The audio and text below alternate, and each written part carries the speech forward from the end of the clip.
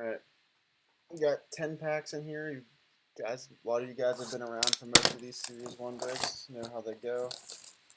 10 packs, 46 cards per pack, the box loader, and hobby exclusive packs that I will no doubt forget to open until after I open the Archive Signature Series box. So I've done that, I am pretty sure, every time.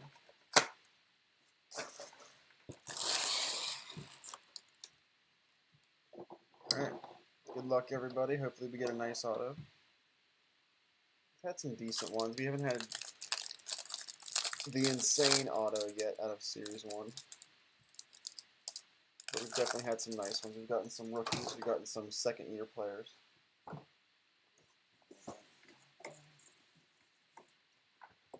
Alright, here we go. Probably going to take a little break from baseball. Because I still have two more boxes of Series 1. And then I had some Archive Signature Series stuff still too. But just a little break, because I feel like they're feeling a little slow, and I feel like they've been the same people, which just means, you know, I only have so many people who are interested in baseball apparently. So I don't want to get too, if you keep only having the same people join every baseball break, eventually this is not a real Mike Trout. It'd be very nice if it was. Same people joining every break, then it'll feel slower and slower because people can't keep. Not everybody can afford to keep buying into the same breaks over and over again. Eventually the money runs dry. So we'll maybe just take a little break on baseball. By little break, I just mean not posting one or two every day kind of thing. I'll post one or two a week, maybe 2 a week rather than like every other day. I feel like I've been doing a lot lately.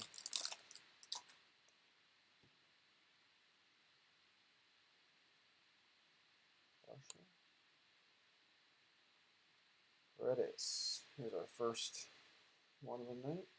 Where are my top loaders? I ran out of top loaders my last break and didn't even notice. Not top loaders, sorry. Here, sleeves. Only 1 hour between breaks, which really isn't even an hour because it ends up one break ends at 7:30 or so. Then run around, do a couple things, and all of a sudden it's 8. And I realized I didn't get set up for the second one yet. One of my first of my fantasy baseball leagues today. I got the notification. Actually, it's my second. 2 of my fantasy baseball leagues getting the notifications that the league is starting up. The league has been renewed. Obviously, pitchers and catchers reporting is the first sign of baseball, but that is the second sign for me. I know there's only 10 people in here, but I feel like if you're in here at this point, you're a baseball person. I don't know, Anderson Tejada. Not a big name right now, but he was a guy I had my eyes on in one of my deeper leagues for a little bit. If anyone's interested in the fantasy baseball league, maybe I'll throw one together. Maybe it would be something along. It would have to be. I feel like it'd have to be card related. Stars in Service, Sean Doolittle. That is out of $2.99. It'd be card related somehow. I don't know. I did see someone. This was probably 2 years ago before I was really legitimately back into cards. And here is our auto. Didn't see any attention. Eddie Alvarez for the Marlins. Got the auto early, a little unfortunate that we didn't have the build up there. But what I said was starting to get at is they did a fantasy baseball league. It was a $20 buy-in, but instead of it being straight $20 buy-in, everybody bought in with a card that roughly $20 in value. So you got leeway on recent comps. If the card was $18 versus $22 or whatever. So you're looking for the rookies. Really, you're just always looking for the rookies. There's a handful of big name ones. We got 2 of them up there already, and Carlson and Pash. It's your first chance to start getting the rookies. That's basically what you're looking for. I don't know what teams did you have today, or I guess I didn't even catch catch your first name, last initial. If you don't remember, I can always look over to my right and tell you who you had. See if you have anyone you're hunting specifically. Yeah, but just like baseball is just like any other sport where you're hunting the rookie cards. You're hunting, obviously you're hunting autos and stuff. And there's short prints. Baseball's a little bit different than the football in the fact that there's short prints. So there's a card. If you don't know what a card looks like obviously, that's Rafael Devers' card. But then there might be another Rafael Devers card where one of the most classic ones is they're like standing at a podium or they're giving an interview or something like that. That'll be a short print, just another angle of the card. Spencer Howard. And those will be worth more money. But the thing is they are not. If you don't know what they are, they're not really visible to the naked eye, kind of thing. Like if you don't know the player went off, like at the very very bottom, see how this one says finishes in 213. I don't know how well that shows up through the video, but that finished in 213. I believe for Series 1 this year, 230, 231. There's one more. I think I don't think it's 232. I don't think they go in order like that. But there's three different numbers like that. Where if you have one of those other ones, there's super short. There's short print, super short print, and then ultra short print. So ultra short print, obviously being the most rare, most expensive if you find it. There's a Brewers Gold. Don Mattingly. This year, if you are ripping your own Series 1, if you're new, they're doing, like I mentioned that Trout one earlier, they threw these through the years cards in there, where they're basically showing you an old card that was popular, big time card, and they're reprinting it basically. But there's been a lot of people who have been fooled by them, and honestly, as opening it myself, it's so unbelievably fake that I don't understand how that happens. But I guess you can get caught up in the excitement that maybe you do. But yeah, hunting rookies, hunting short prints. That's basically it.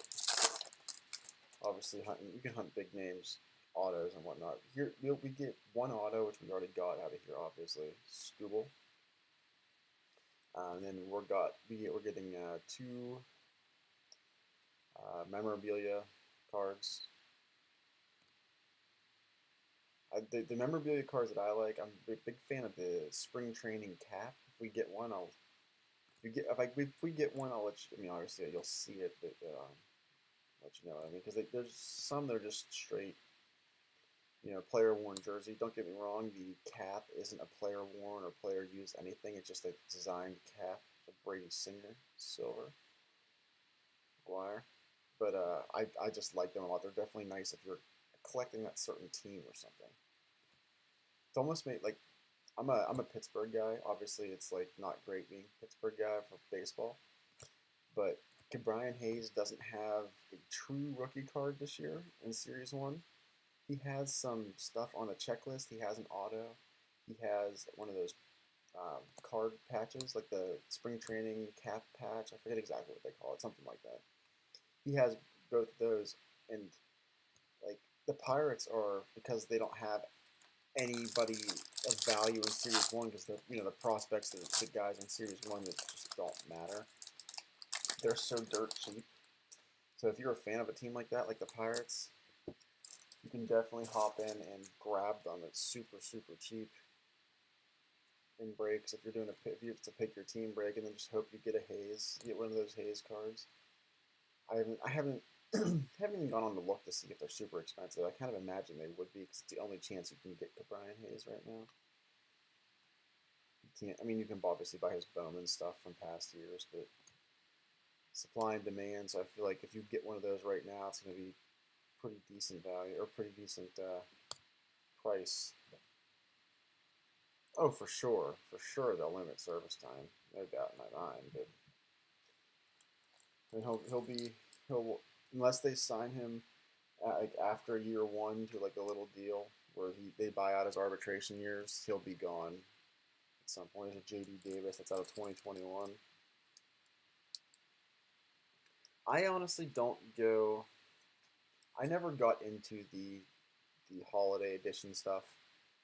I know some people like it a lot, and they do these things too, these little patches. I don't really know. I haven't even paid any attention to see if these are valuable or not.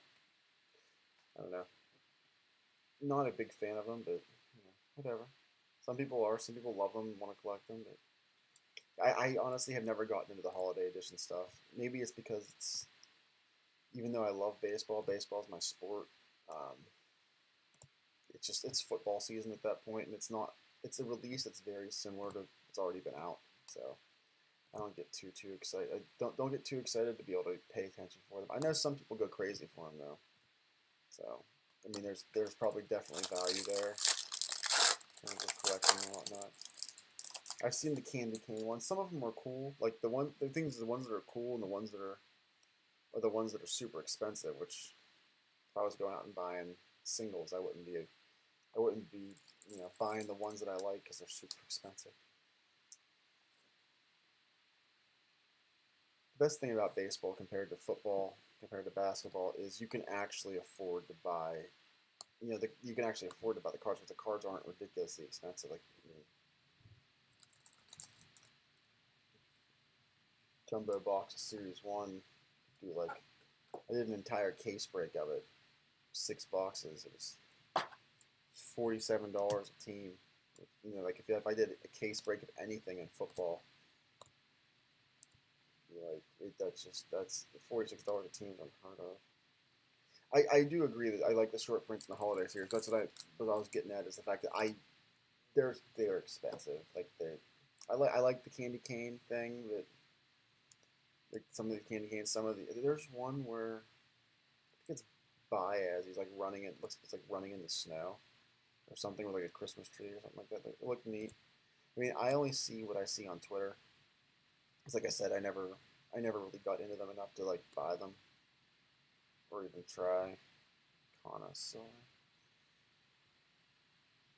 Yeah, I mean, I've definitely seen the ones that are popular. I think Robert has a candy cane one where he's holding the bat like a candy cane, or they're holding the candy cane. It's like it's in place of the bat.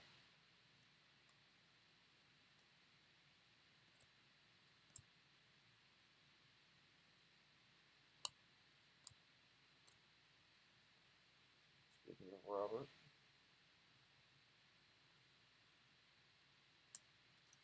this is pack number 6. We got this and then a couple more. We got our first relic card coming here.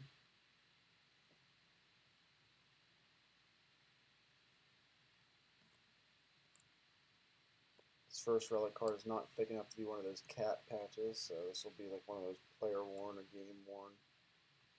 game worn cards. Usually, I feel like most of them have been player worn. Very few of them anymore are actually game worn and anything. It's a big deal if you find one that's game worn. In football, it's a big deal if you can find one that's player worn because of how. I don't know if it's only because of how COVID, but this year, I mean, COVID happened, so like there was no preseason stuff. So I thought I actually saw a relic card in here, but I guess not. I didn't even pay. I did when I did my case break a while ago. I didn't even pay attention that what's it called? The knitted card, whatever you want to call that card of the Eddie Murray that we got. I don't know if that counts as a relic card or not. When I did that case break, everything was a blur. Like 2,700 cards, 460 cards per box, 6 boxes in the break. By box number 3, I was just straight up flying through. I was looking, scrolling through the cards super fast, just looking for the word RC, and I think the break still took an hour and a half. Little RC logo at the bottom.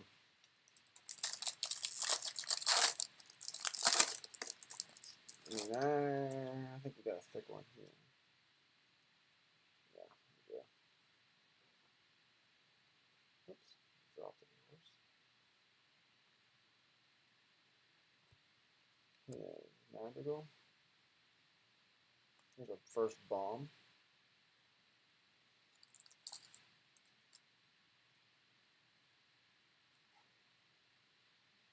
I sat down last night.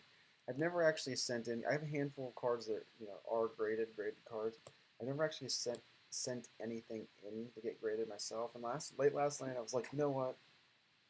I'm gonna give HGA a try. I'm gonna send in a couple cards, see what happens. And I went to send them in, and I didn't realize they only accept so many a month or so many a week, and it was already full for this week. And I was like, well, that was unfortunate. I do have them all loaded up and ready to go, so I might send them. It looks like, according to their website, it resets on. I should keep it reset. According to their website, it resets on Fridays, so I might try on Friday and see if I can throw those in, just to see what will happen. I'll probably do the 60-day turnaround because it's 60. Ooh, there we go. I like their little parallels. The this was out of $2.99. Their $20 one is like a 60-day turnaround, and here's our first relic, as far as I'm aware. I don't think that other one counted. We'll see. We got 2 packs left. Maybe it did. Maybe it didn't.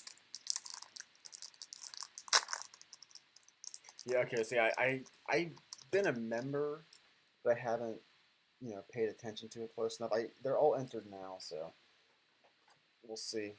Pop them in. I don't know if I'll do. I think I put like 6 in or something like that. I have. Then I was like, after the fact, I was like, I'm kind of like glad I did that. As I was gonna enter a Herbert base prism. I looked at it again. I'm like, it's off center. That probably won't do well. But then I was like, well, maybe it will. I don't know. I don't know enough about grading cards, like what to exactly look for. I can tell you if something's off center. I can't, or if something has a glaring like surface issue. It seemed easy. I mean, I entered it all in. It was just like ready to go. But then I went to enter them, and then I realized that disclaimer at the top of the screen. Yeah, I have a Herbert. I kind of wanted to see the Herbert base prism. It's not that great. I don't think it'll gem, only because, like I said, it's slightly off center. I don't know if it's a 60-40 rule, which is what's supposed to be the rule. It's hard to tell. I can't find my centering tool to be able to let you know for sure, or to let myself know for sure. But it's like, if it comes, the way I've always looked at it is if you're sending a card and it comes out and grades an 8, the amount that you spent to get it graded, that's probably what the card's worth now compared to what it was worth when it wasn't an 8. If it's a 9, it probably went up in value a little bit, not much. And if it showed up gems, if it's 10, then obviously you're in fantastic shape. My dogs are down here for some reason, freaking out.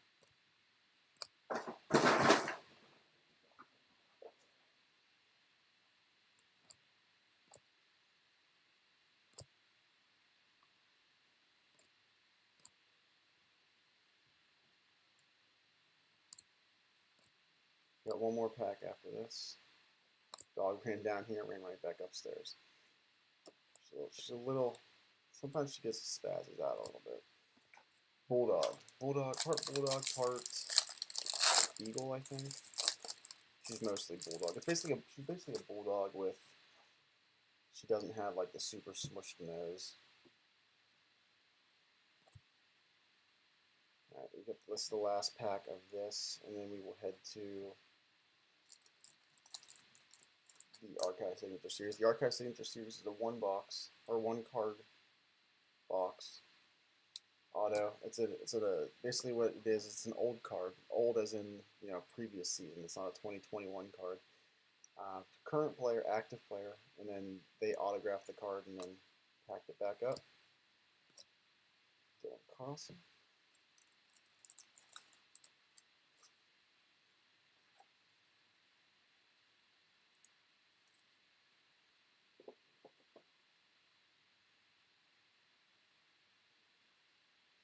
So it looks like that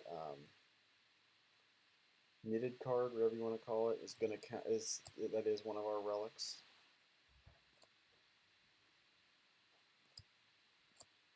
So Alex Verdugo, Sylvan, Frank Thomas, Stars in Service, Verlander. Let's see.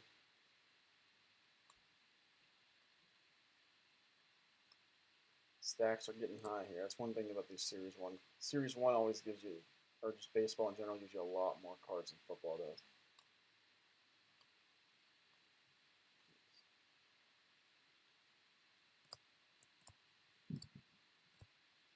I don't know if it's a Topps versus Panini thing or just in general how it works. Knocking stuff, bumping stuff all over the place. All right, here we go. So it's 1 card box. Try to do a little slow reveal here. It's a little hard with how the box is set up, and they don't have like a block runner already, so I try to do one of these.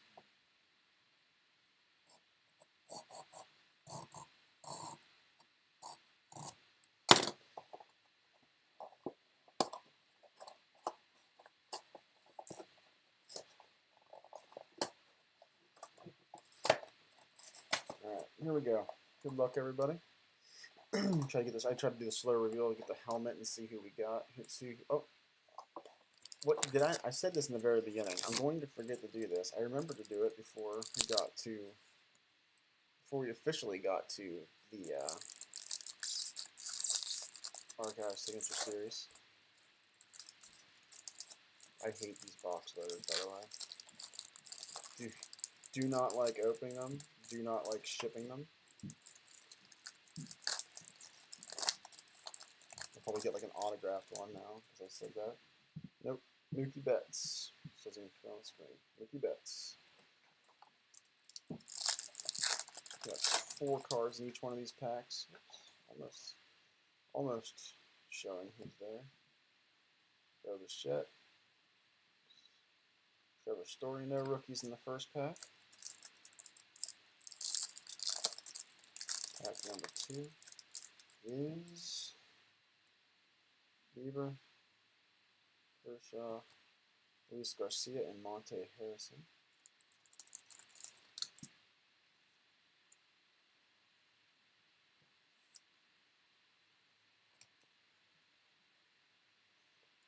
Just proud of myself that I remember to do these. 70% of the way through doing the signature series, but then I remember. Only because I looked over my computer to see who had what teams, so I could announce as I'm going through. All right, here we go. Now we're ready to go. It is a Rocky, it looks like.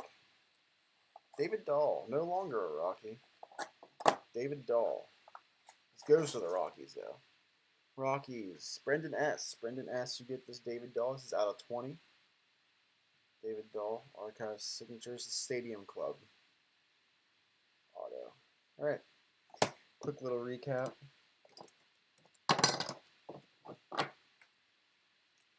Got that Dahl, obviously. So.